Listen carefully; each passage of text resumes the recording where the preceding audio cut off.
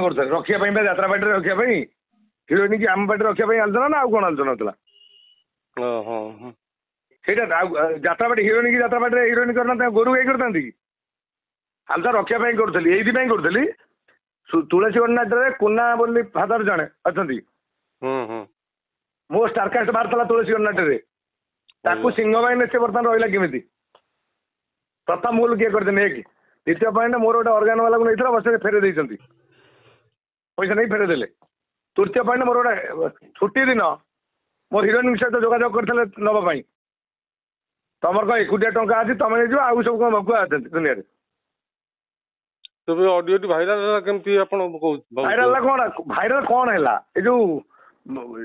Heroine ରଖିବା ପାଇଁ ତ ଆମ ପାଟିରେ ନା କଣ ଭାଇରାଲ ଏ ତ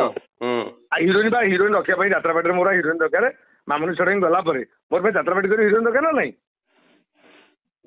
ପ୍ରଥମ ଭୁଲ କିଏ କରିଛନ୍ତି? ପ୍ରଥମ ଭୁଲ ସିଏ କରିଛନ୍ତି ମୋର ଯୋଉ କୁନା ଫାଦର ଅଛନ୍ତି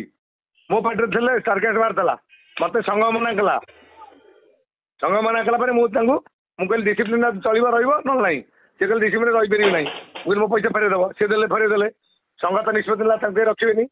ଇଏ ପାଡ଼ିଆକୁ ରଖିଲେ କେମିତି ତାଙ୍କ ପାର୍ଟିରେ ଏକ ଫାଷ୍ଟ ଭୁଲ ସିଏ କରିଛନ୍ତି ମୋ ପାର୍ଟିରେ ପାର୍ଟି ଭାଙ୍ଗିବାକୁ କିଏ ଚେଷ୍ଟା କରିଛନ୍ତି ଆମେ ତା ପାର୍ଟି କାହିଁ ଭାଙ୍ଗିବୁ ତାହେଲେ ଦମ ଅଛି ଆମ ପାର୍ଟି ଭାଙ୍ଗି ଦଉନି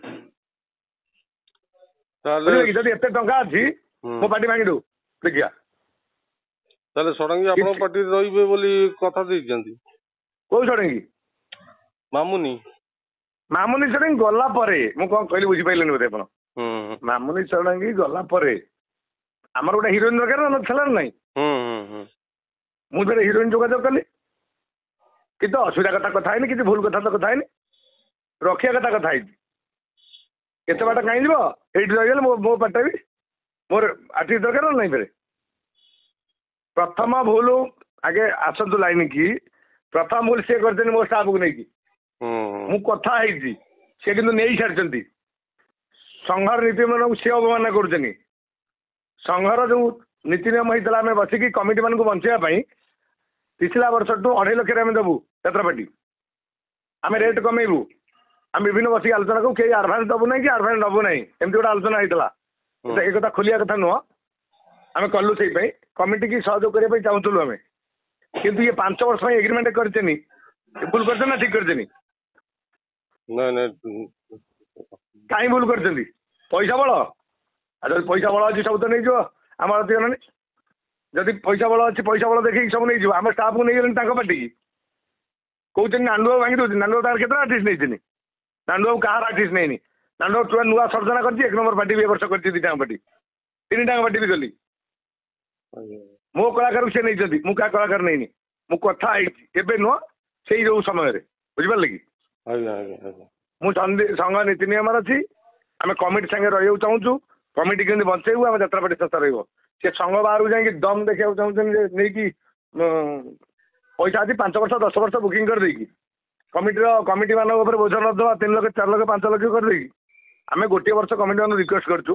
25-26 ଆମକୁ ଟିକେ ଆଡଜଷ୍ଟ କରିବୁ ଯେହେତୁ ଆମେ ଟଙ୍କା ଦେଇଦେଇଛୁ ଆର ବର୍ଷ ପାଇଁ ଆମେ ରେଟ୍ କମେଇବୁ ଆର୍ଟିଷ୍ଟ ମାନଙ୍କୁ ଯିଏ ଅଧିକା ରେଟ୍ କହିବ ତ ରହିବନି ଆମେ ତ ସେ ଆଲୋଚନା ହେଇନି ତମେ କଥା ହେଇଥିଲା ଆମେ ଆଡଭାନ୍ସ ଦବାନି ତମେ 5 ବର୍ଷ କାହିଁ ଆଡଭାନ୍ସ ଦେଲ କଣ କାରଣ କଣ?